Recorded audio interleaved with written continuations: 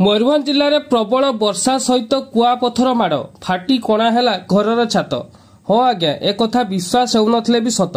मयूरभंज जिलार बांगरीपुसी सारसकणा एवं विषय ब्लॉक विभिन्न स्थान में गुरुवार संध्या परे काल बैशाखी प्रभाव में प्रबल वर्षा सहित होईची हुल बा कुआपथर माड़ जहाँफल टाइल और आजबेस्टर घर छात फाटी कणा हो जाइछि एवं घर सारा वर्षा पानी आउ हुल बा कुआपथर रे भर्ती होइथिबार दृश्य देखा मिली। सेपटे एही कुआपथर माड़ जोगु एही सबु अंचल रे चाषरे बहु क्षयक्षति होइथिबा नै अनुमान करा जाउछि।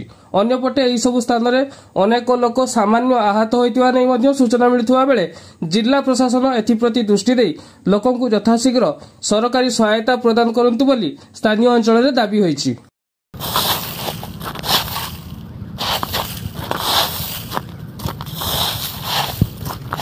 रूम